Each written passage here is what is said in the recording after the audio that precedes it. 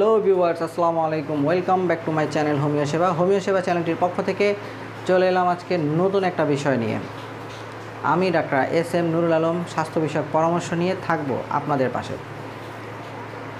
আমার আজকের আলোচ্য বিষয় চিকিৎসক চেনার উপায়। আপনারা হয়তো জানেন, আমার আগের ভিডিওগুলোতে আমি বলেছিলাম যে কিভাবে আপনারা চিকিৎসককে আইডেন্টিফাই করবেন, তার বেসিক কিছু ধারণা আমাদের হোমিওপ্যাথিক নীতি এবং নিয়ম অনুসারে আমি আপনাদেরকে দেওয়ার চেষ্টা করব। তো আজকে আমাদের চিকিৎসক চেনার প্রথম পর্ব। তো চলুন চলে যাওয়া যাক মূল আলোচনায়।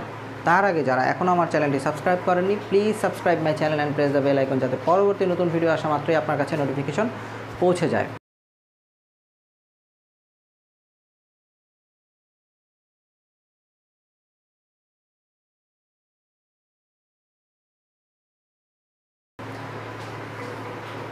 চিকিৎসক চেনার উপায়। চিকিৎসক আপনি কিভাবে চিনবেন? তার একজন চিকিৎসকের মাথায় দুইটা শিং আছে, কারো একটা চোখ আছে, নাক অর্ধেক আছে, তার দাঁত ভাঙা ভাঙা, কান একটা নাই। এইভাবে কি আমরা চিকিৎসক চিনতে পারবো? না, আমরা চিকিৎসক চিনব তার কোয়ালিটির উপরে। সে কিভাবে রোগী দেখছে, কিভাবে সে রোগীর সাথে অ্যাপ্রোচ করছে, রোগীকে কী পরিমাণ সে সময় দিচ্ছে, সে যে রোগী দেখতেছে রোগীটা আসলে কতটুকু উপকার পাচ্ছে, তার ওষুধ দেওয়ার প্রক্রিয়াগুলো কী, এই সব বিষয়গুলো নিয়ে আমরা মোটামুটি আলোচনা করব। তো চিকিৎসক চেনার জন্য প্রথমত হচ্ছে চিকিৎসকের মহৎ ও একমাত্র উদ্দেশ্য হইল রোগীকে স্বাস্থ্যে ফিরিয়ে দেওয়া। এটা আমাদের অর্গাননের একটা অনুচ্ছেদ। চিকিৎসকের একমাত্র উদ্দেশ্য হইল রোগীকে তার পূর্বের স্বাস্থ্যে ফিরিয়ে দেওয়া। এইটা যখন সে দিতে পারবে তখনই সে একজন প্রকৃত চিকিৎসক। পাশাপাশি তার যে পূর্বের স্বাস্থ্যে ফিরিয়ে দিছে সেটা তাড়াতাড়ি দিতে পারছে কিনা, বিনা কষ্টে দিতে পারছে কিনা এবং স্থায়ীভাবে দিতে পারছে কিনা, এই জিনিসগুলো মোটামুটি যদি আমরা অবজারভেশন করতে পারি তাহলে বোঝা যাবে যে তিনি একজন প্রকৃত হোমিওপ্যাথিক চিকিৎসক। রুগীকে পূর্বের স্বাস্থ্যে ফিরিয়ে দেওয়া মানে কি? আপনি একজন রুগী নিয়ে গেলেন একজন চিকিৎসকের কাছে, সেই চিকিৎসক তাকে চিকিৎসা দিলেন, একবার দুইবার ওষুধ দেওয়ার পরে তার ভালো হয়ে গেল। দেখা গেল আপনি তার চিকিৎসকের কাছে জ্বর নিয়ে গেলেন। তো জ্বর নিয়ে যাওয়ার পরে ওষুধ খেলো, ওষুধ তিনি ওষুধ দিলেন। তো ওষুধ দেওয়ার পরে তার জ্বর তো ভালো হয়ে গেল, কিন্তু পরক্ষণে তার আমাশা দেখা দিল, তার শরীরের মধ্যে ফুসকুড়ি দেখা দিল, যেটা আগে পরে তার কখনোই ছিল না। জ্বরের আগে তার মেজাজ ছিল খুবই ভালো, এখন তার মেজাজ হয়ে গেছে খিটখিটে। জ্বরের আগে তার খাবার দাবারের রুচি ছিল অনেক বেশি, এখন তার খাবার দাবারের রুচিই নাই। তার মানে এই ডাক্তার বা এই চিকিৎসক এই রোগীটাকে প্রপার চিকিৎসা দিতেই পারে নাই, কারণ সে তার জ্বরটাকে ধামাচাপা দিয়ে তার শরীরে নতুন কিছু উপসর্গ দেখা দিয়েছে, যেই উপসর্গগুলো আগে পরে কোনো দিন রোগীর ভিতরে দেখা দিয়েছিল না। তো আমরা এই যে একটা বিষয়, আপনি একজন পেশেন্ট বা আপনি নিজে যখন গেলেন, আপনাকে এভাবে চিকিৎসা দেওয়ার পরও আপনি বুঝতে পারলেন যে এই চিকিৎসক আসলে প্রকৃত চিকিৎসক না। এখানে খুশি হয়ে যাওয়ার কোনো ব্যাপার নাই যে হ্যাঁ এই ডাক্তার তো ম্যাজিকের মতো আমার জ্বর ভালো করে দিছে, কত বড় না ডাক্তার, এখন তো আমার আমাশা দেখা দিছে, একটা নতুন রোগ, আবার যাই ওই ডাক্তারের কাছে। না, এটাই আপনার ভুল সিদ্ধান্ত।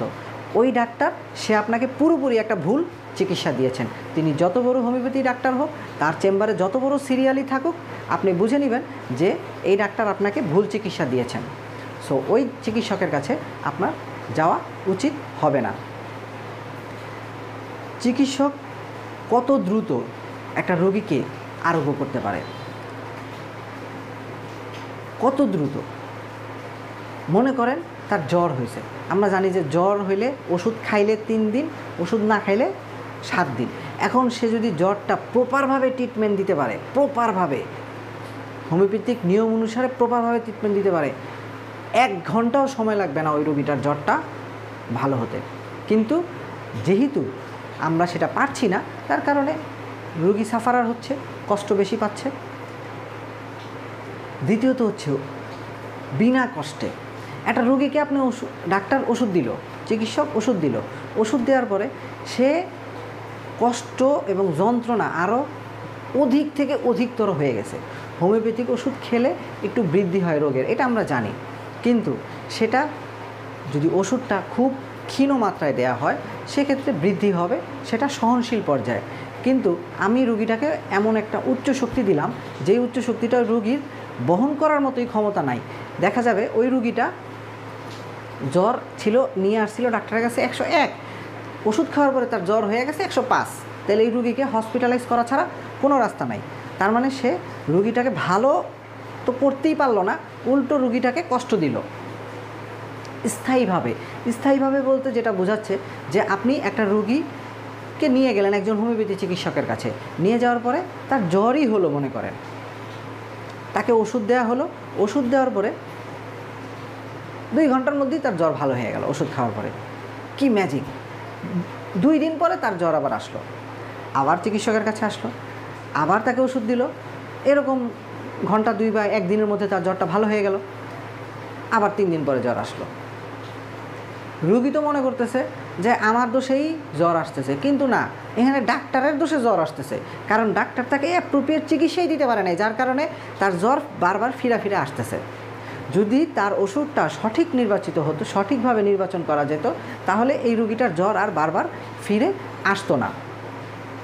মনে রাখবেন, হোমিওপ্যাথিতে আপনি যদি পুরোপুরি রোগের লক্ষণগুলো সংগ্রহ করে অ্যাপ্রোপ্রিয়েট মেডিসিন সিলেক্ট করে দিতে পারেন, সেক্ষেত্রে ওই রুগীর আর কখনো সেই রোগটা রিব্যাক করবে না। তো বন্ধুরা, আমার মনে হয় আমি কিছুটা বোঝাতে পেরেছি। পরবর্তী পর্বে আমরা আরও বোঝার চেষ্টা করব। তো ততক্ষণের জন্য বিদায়। যদি আমার ভিডিওটা ভালো লেগে থাকে লাইক, কমেন্ট, শেয়ার করতে ভুলবেন না। দেখা হচ্ছে পরবর্তী ভিডিওতে। আল্লাহ হাফেজ।